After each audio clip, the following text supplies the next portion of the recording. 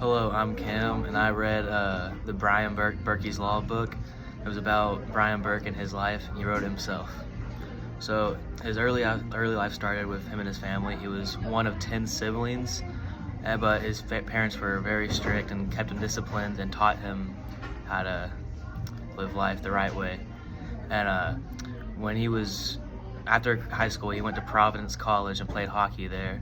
He was graduated top of his class, and his coach for hockey while he was there was Lou Lamoriello, and he's a very big name in the hockey world.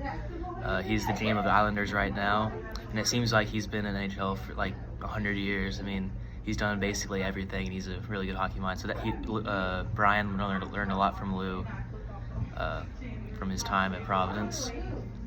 After he graduated from Providence, he got drafted by the Philadelphia Flyers, a team in the NHL. He did not actually play for the Flyers, though. He played for their AHL team, the Springfield Indians. At that time, he got accepted to Harvard Law School. He decided to play a season in the AHL instead of going to Harvard Law School. But his next year, Harvard said, "This is your last year. You can come. If you don't come, we'll get your offer to someone else." So he decided to not play hockey and go to Harvard Law School. And it turns out that was probably the right idea. He graduated Harvard Law School, and then after that he became an NHL player agent, where like he would help players get new contracts, help players if they were like having a bad time. He had a pretty good gig there, had a bunch of players.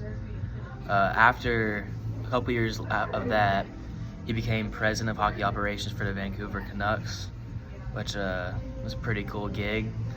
He was that for a pretty good amount of time, and then he became the GM of the Hartford Whalers. It only lasted one season. He stepped down, and then he joined Gary Bettman in the league office. He was like a part of the league office, and then after that, he became the general manager of the Vancouver Canucks, went back to the team he was at before, but became the GM this time. This time was probably one of his most successful gigs. He drafted the Sedin twins, which pretty big names in the hockey world. He also had some very successful seasons. He never won a cup with them, but he had some very successful seasons.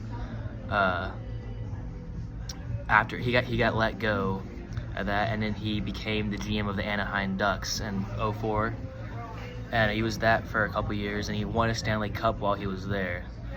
He built the team the way he wanted to, and it ended up winning a cup, so I say he did a pretty good job. But like 2 seasons later, after winning the cup, he got let go by the Ducks, so obviously he didn't do good enough, I guess. And then he became the GM of the Toronto Maple Leafs. This is definitely the low point of his career. The Toronto Maple Leafs were terrible while he was the GM. He has some pretty cool stories.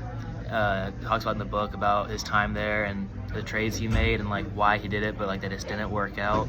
Whether it was his fault or the player's fault, there was a lot of drama that happened while he was with the Toronto Maple Leafs. Because of the terrible seasons he had, he got let go, and then he became the GM of the Flames.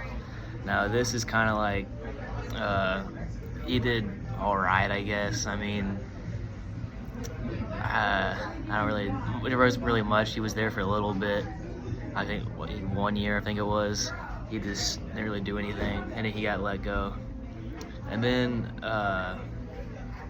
he became like a TV personality for hockey, and he did pretty good. Everybody, he was a fan favorite. Everybody liked listening to his thoughts because his credibility, and he was just a fun guy to listen to.